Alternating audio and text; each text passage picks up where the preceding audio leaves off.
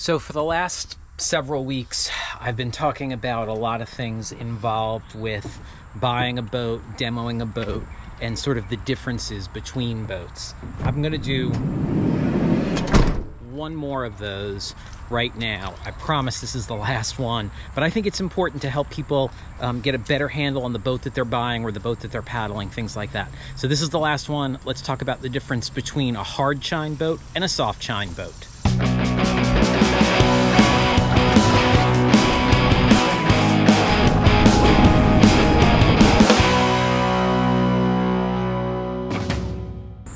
Okay, these are two Delta 17s, my old Delta 17 on the right, my new Delta 17 on the left. This boat is a 2009, so about 13 years old. It is the original Delta 17. And on the surface, or on the deck side of these boats, they look pretty similar, right? So hatch cover is in about the same place. We've lost the recess for the deck compass. We've added a day hatch. The cockpit combing is now one piece. This is a little tight. The seats are updated, but really not that different if you exclude the fact that I tore that apart. Something I do miss is the, oh, it is a little tight. Something I do miss is they removed these straps, which were really nice for self-rescue, for paddle float re-entries. They've added in bungees, so I'm sure it'll work similarly, but I did like those straps. A locking hook, which can be used for towing. Rudder deploys in the same place and is the same system. Slightly smaller hatch openings in the back, and the hatch opening is slightly forward, which is, one of my complaints was that it was hard to get water out of here because it was so bloody deep. So they've moved this way a little bit. But in general, they look pretty much the same.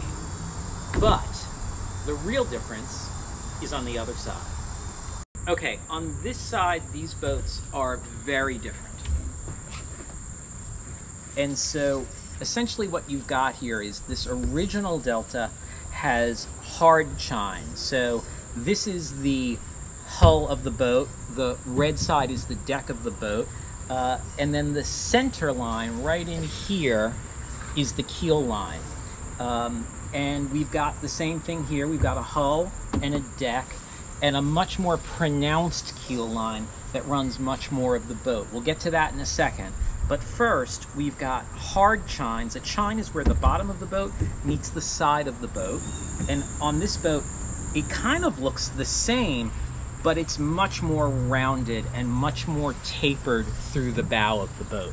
And that's really making huge differences in the way the boat performs, particularly in a crosswind. The other way the shape of the hull affects the way these boats paddle is this more pronounced keel line. So when this boat was released, they called this a tracking tunnel. It's a little bit hard to see, but there's a lip on both sides that runs about 6 inches at its widest point. And I think the idea was that water would run down through here and help the boat track in a nice straight line. Paddling this with a more traditional keel line that runs from bow to stern, it is far better at tracking, particularly in wind. But everything in kayaks is a trade-off. So if a boat tracks really well, there is something that it doesn't do as well, and that's turn. This boat turns a little bit easier. I'm excluding the rudder, which I don't use for turning. You need to watch the rudder versus skeg video to see why I don't use a rudder for turning. This boat turns a little bit easier. And the other part of that is edging, and that's where this comes back to the shape of the chine. So the edging the boat is where you put the boat literally on its edge. You use your hips and your thighs to change the angle of the boat.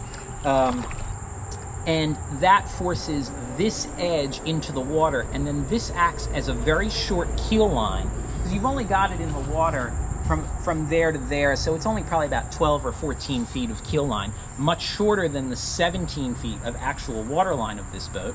And so it's a little bit hard to get this boat on edge because you have to force this hard edge underwater.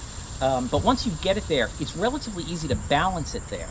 The difference here is that rounded edge is easier to slide into the water, but it's a little bit harder to hold there. I'm still having to get used to that. It's a little bit harder for me to hold this boat on edge. I edge a lot. This is easier to get on edge than my last boat, but as I suspected, a little harder to hold there because it's a rounded chine, not a squared off chine like the last boat. The reason that you want to put it on edge is to shorten up that waterline length or apparent waterline length, which makes it easier for the boat to turn. And just putting the boat on edge will make the boat turn, but then you can also use a paddle stroke to push the nose or the stern around to make the boat turn faster.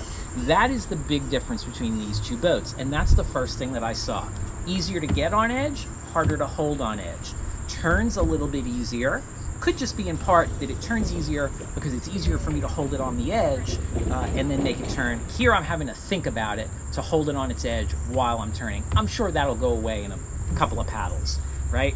And that's the big difference. So on the red side, these boats are almost identical. On the white side, these boats are very, very different. Still fun to paddle. I'm super happy with it. Just it's learning a new boat. And so these are things that I think you should think about in terms of shape of boat and how it performs. There's a third kind of boat that I don't have here, which is called multi-chine. And that is, instead of having one hard edge, it's got 2 or 3 or 4 smaller graduations of edge. And it's sort of a mix between the two. I've owned a multi-chine boat. It's neither here nor there. It's fine. I don't buy a boat really based on its chine shape. I just think that everyone should know what they're getting into when they get into a boat. So boats like the Wilderness Systems Tempest has a very rounded chine. Very easy to roll up on edge, but a little bit harder to hold there. Cool. That is the difference between a hard chine and a soft chine. As I said, I think this is the last of these sort of videos to help you get a handle on the boats you're shopping for and the boats you're paddling. If this worked well for you, hit like, hit subscribe. It would help me out a lot, and I'll see you outside.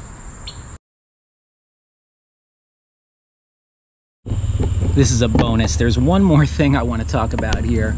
So thermoformed plastic boats, which is the kind of plastic this is inherently soft. You can see how much that flexes, right? Where I've made this repair, it's actually stiffer. And something that we do on thermoformed boats is, hang on, I'm going to turn this over real quick.